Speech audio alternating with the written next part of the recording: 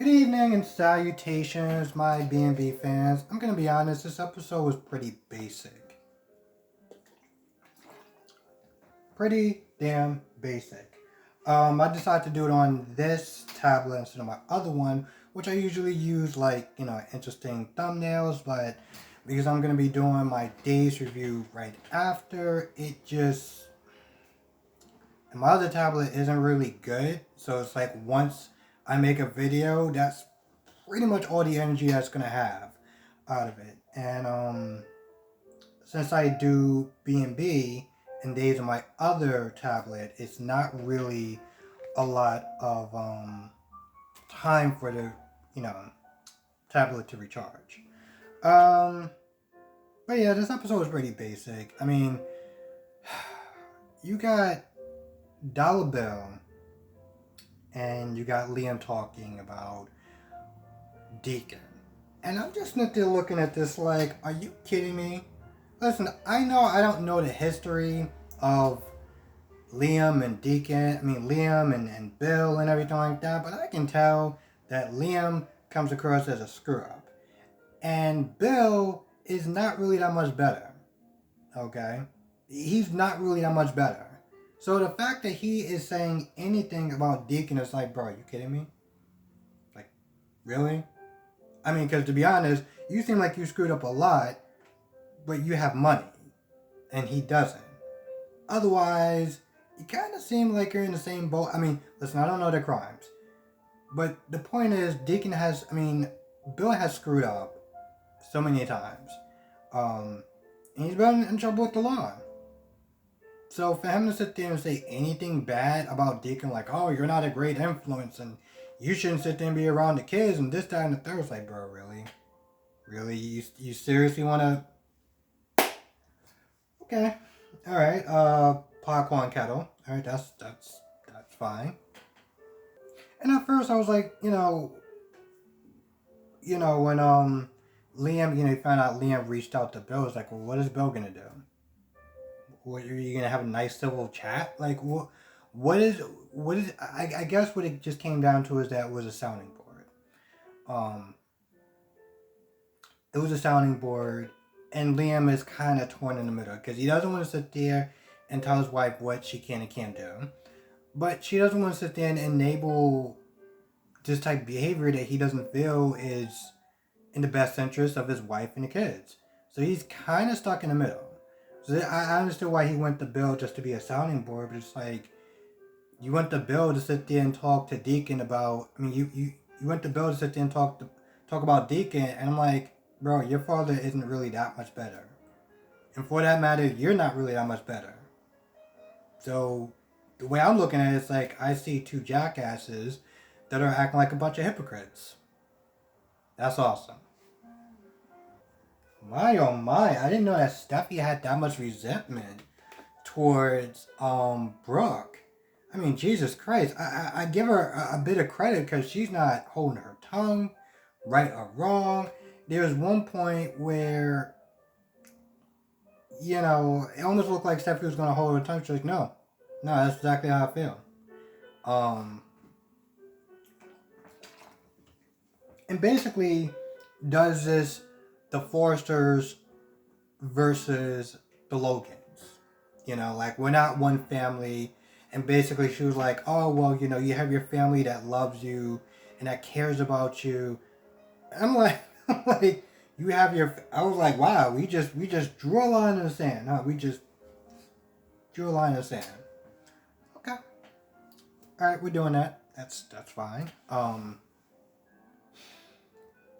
And that's literally what she does. She sits there and says, oh, you just didn't have to deal with Brooke. And it's not just Deacon. This Brooke is the problem also. And Thomas just backs her up. Just backs her up. Now, I'm not going to lie. I thought that when Sheila shot her mom, I thought her mom was dead.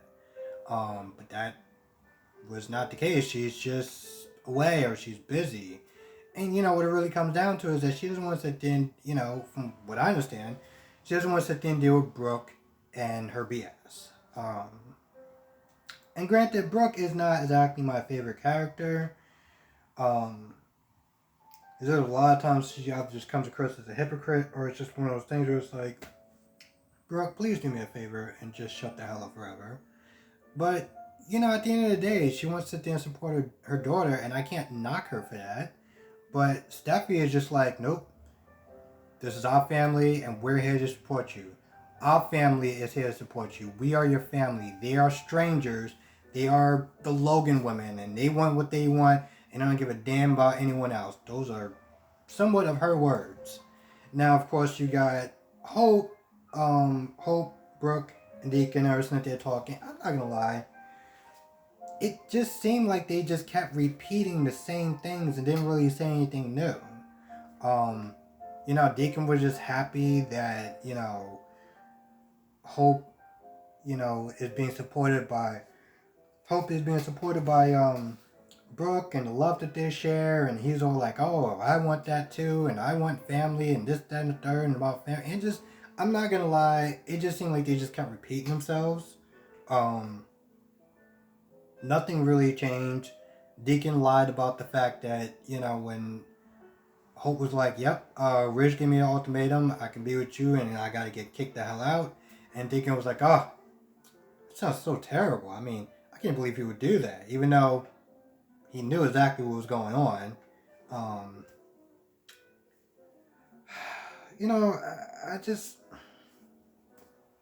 I don't even really know what to say about that scene, and I don't want to sit there and just meander on and on and on to try to stretch out the time of the video, but I mean, they just sat there and repeated themselves.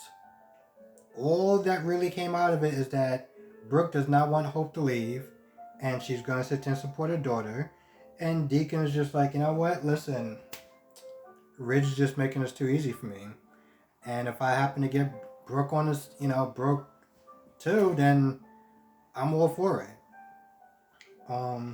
Which will work out perfectly for Steffi, because Steffi was like, listen, I ain't like that chick since day one. And she literally was like, I was so mad when Mom lost you to Brooke. And I'm like, how did you actually get through the wedding? Or did you just fake like you were sick? Like, I mean, again, I give her props because she is not hiding her feelings. She's just like, yo, listen, I don't like that chick. There's one point even Ridge is like, are you snitches saying this about my wife? I'm sorry, sweetheart. You actually defend. I guess it's a knee-jerk reaction. Sit there and defend, you know, the woman you love, your wife, and everything like that. But, yeah, Steffi just like, yo, Brooks can kick rocks, and you know, just enabling Deacon, and yeah, I don't know. I feel like that's about it for the most part.